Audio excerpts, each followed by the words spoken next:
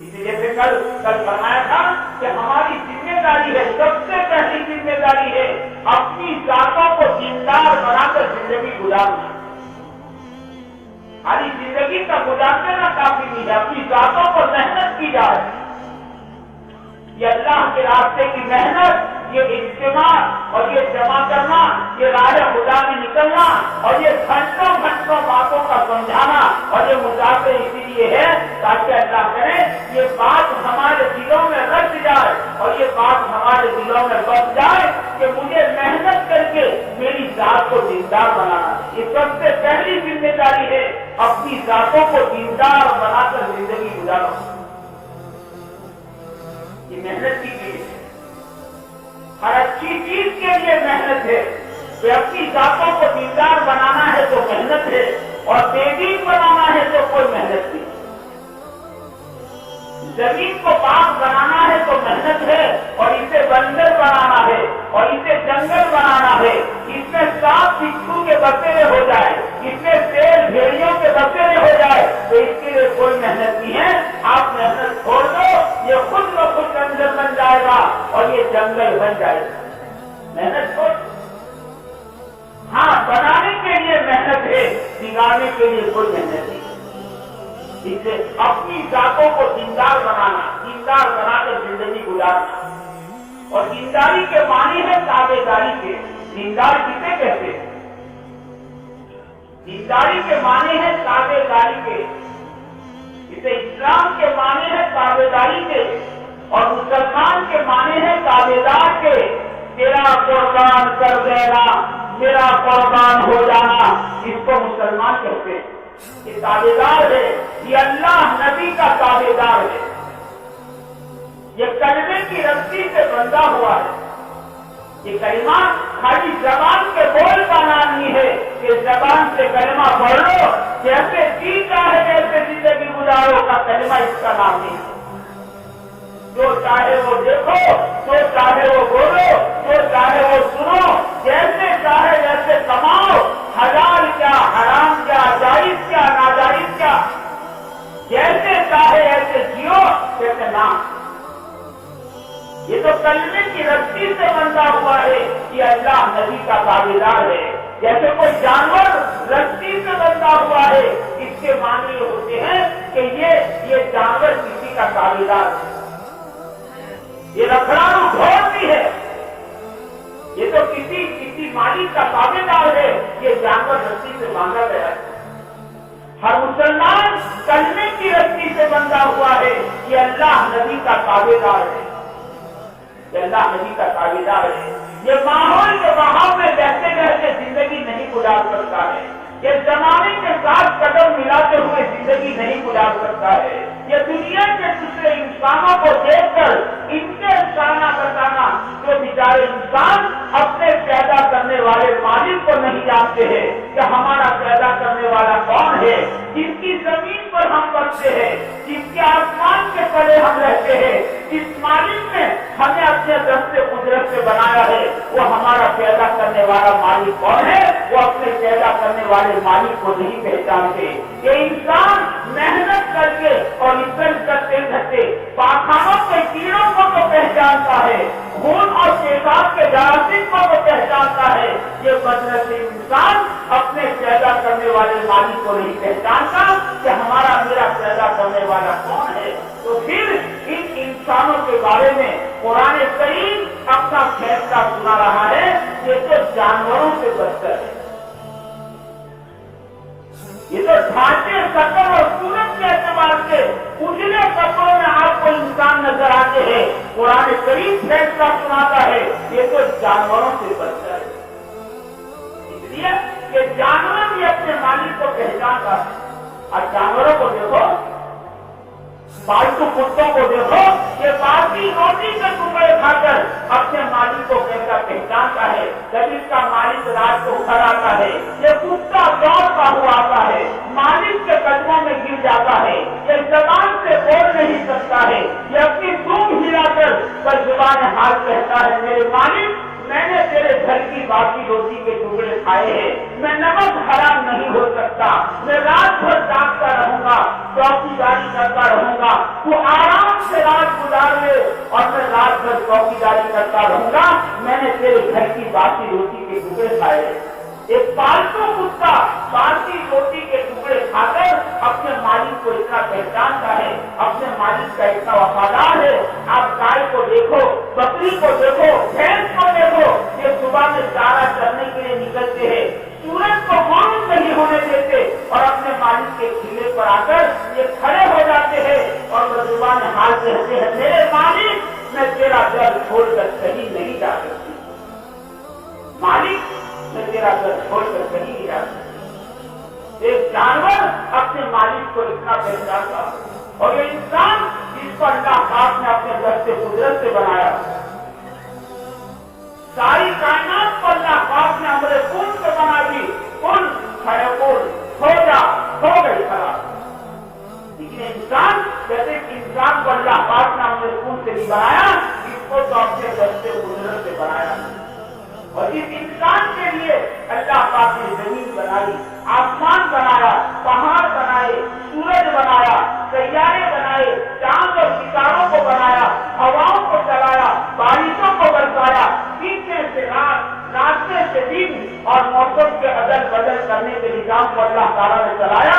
اتنا بڑا کارخانہ اللہ پاک نے اس انسان کے واسطے رچایا ہو کہ انسان اپنے پیدا کرنے والے مالک کو نہ پہچانے۔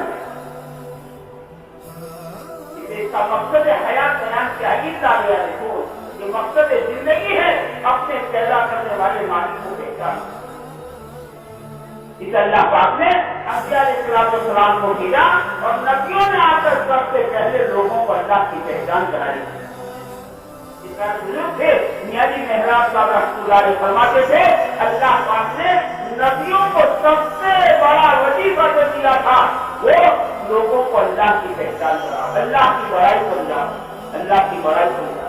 اس لیے وہ مسلمان کا بچہ پیدا ہوا ہے، ابھی تو آنکھ نہیں کھولی ہے، ابھی تو ماں کو نہیں دیکھا ہے، ابھی تو دھوتی نہیں پلائی ہے اور شریعت کہتی ہے اس کے کاموں میں اللہ کی بڑائی، اللہ کی معرفت کے کلمات اس کے دل تک پہنچا دو۔ اللہ اکبر، اللہ اکبر۔ سب سے پہلا سبق ہمیں دیا تھا یہ، اللہ کی بڑائی کو پہنچایا گیا، اللہ کی پہچان ہمیں کرائی گئی کہ اللہ کو پہچان کر زندگی گزارو۔ سب سے پہلا کام ہمارا مقصد زندگی ہے، اسے قرآن کریم کہتا ہے ہمیں زمین اور آسمان کے درمیان بہت ساری نشانیاں ایسی چھوڑی ہے جس سے انسان ہم کو پہچان لے۔ یہ آسمان کو دیکھ کر اللہ کو پہچان سکتا ہے، اتنا بڑا آسمان اور اتنا بھاری بھرکم آسمان کہ زمین پر جتنی مخلوقات ہے اس سے 30 گنا زیادہ مخلوقات پہلے آسمان پر ہے۔ اتنا بھاری بھرکم آسمان بغیر سکون کے ہمارے سروں پر کھڑا کرنے والا کون ہے؟ آسمان کو دیکھ کر اللہ کو پہچانے، یہ زمین کو دیکھ کر اللہ کو پہچانے۔ اتنی بڑی زمین اور ایسی زمین ہم نے اس کی سخت نہیں بنائی کہ آپ کھوجنا چاہو تو کھوج نہ سکو، اتنی نرم نہیں بنائی کہ آپ چلنا چاہو تو چل سکو، ایسی زمین۔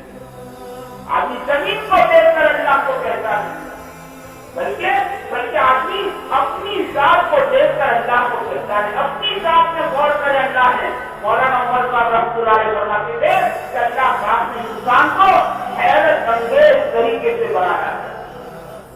آدمی اپنی پیدائش پر غور کرے، کسی چیز کو بنانی ہے، حضرت مولانا رحمۃ اللہ علیہ فرماتے تھے کسی چیز کو بنانی ہے تو 3 چیزیں فوراً چاہیے۔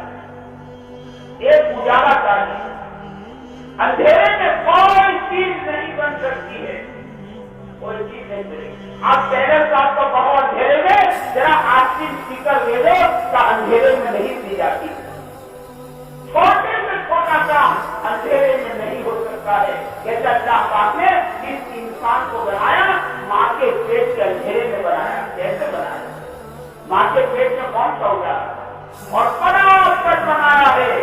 آنکھ کیسی اپنی جگہ پر، کان کیسے اپنی جگہ پر، ہاتھ کیسے اپنی جگہ پر، پیر کیسے اپنی جگہ پر، کیسا بنایا. اور 360 جوڑ اللہ پاک نے ماں کے پیٹ کے اندھیرے میں فٹ کیے ہیں. ایک نہیں، دو نہیں، آپ بتا تو بتاؤ.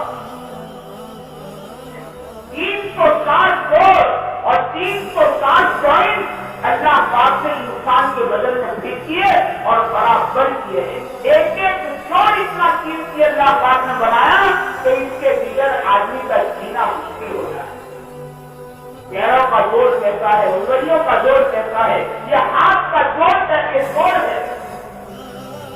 آپ بتاؤ، اگر اللہ تعالیٰ یہ ہاتھ کا ایک جوڑ نہیں بناتے، ایک جوائنٹ نہ بناتے تو انسان کھانا کیسے کھاتا؟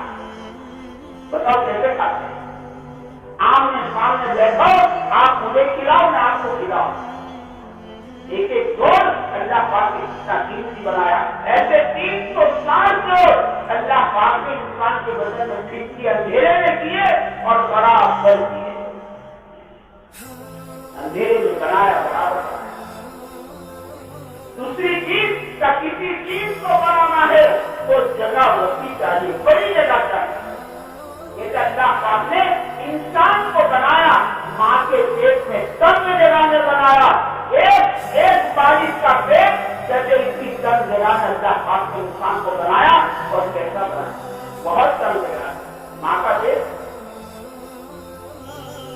اور پھر کہتے کسی چیز کو بنانا ہے، آپ سپر چیز بنانا چاہتے ہیں تو اس کا مٹیریل سپر چاہیے. رف مٹیریل سے سپر چیز نہیں بن سکتی. کہتے اللہ پاک نے انسان کو حسرت بنایا، سپیریئر بنایا. ساری کائنات میں اور ساری مخلوقات میں اس انسان کو اللہ پاک نے حسرت بنایا ہے. اور اس کے بنانے میں جو مٹیریل استعمال کیا ہے وہ پانی کا چھوٹا گندا بدبودار کچرا مٹیریل اور بنایا. ساری مخلوقات میں حسرت بنایا. تعلیموں کے بعد آدمی اپنی پیدائش پر غور کرے، جسے اللہ کی پہچان نصیب ہو جائے. یہ اللہ کو پہچان لے کہ ماں کے پیٹ میں 3 مہینوں میں بچہ پڑا تھا. ماں کے پیٹ کا اندھیرا، رہنے مادر کا اندھیرا، بچے کے اوپر کی جھیلی کا اندھیرا، منہ بند تھا، پشت ماں کی اور منہ ماں کی پشت کی طرف تھا. ایسی بے بسی کی حالت میں بچہ پڑا تھا. ماں دیکھ نہیں سکتی ہے، کوئی ہاتھ پہنچ نہیں سکتا تھا. ایسے 3 مہینوں کے اندر پڑے تھے. اور ایسی حالت میں بتاؤ پرورش کا نظام کس نے چلایا ہے؟ آج سوچے دنیا میں آنے کا وقت آیا، راستہ بڑا بند تھا اور تنگ راستہ تھا. اللہ پاک نے اپنی قدرت سے فرشتوں کا نظام چلایا. فرشتے نے آ کر پر مارا، راستہ بنایا اور پر کے اوپر بچے کو لے گیا. تو بس صحیح رہے. پھر ماں کے پیٹ سے نکلنے سے پہلے ماں کے سینے میں دودھ کا انتظام کس نے کر کے رکھا تھا؟ ٹھنڈی کے دنوں میں گرم دودھ اور گرمی کے دنوں میں ٹھنڈا دودھ کس نے تیار کر کے رکھا ہے؟ آج سوچے یہ اللہ کی معرفت ہے. ماں کے سینے میں ممتا کا دریا کس نے بہایا؟ ایسی ممتا. بچہ جھولی میں روتا ہے، ماں کے سینے میں دودھ کھاتے مارتا ہے. ماں اپنے خون کا دودھ بنا کر اسے پلاتی ہے. یہ رات رات گیرے میں سو جاتی ہے، اپنے بچے کو سوکھے میں سلاتی ہے. اس کا بچہ کالا کلوتا ہے. پوری دنیا کہتی ہے کالا کلوتا ہے. ایک ماں کہتی ہے میرا بچہ چاند جیسا ہے. یہ ممتا کا دریا کس نے بہایا؟ آج اللہ کو یہ سب سے پیارا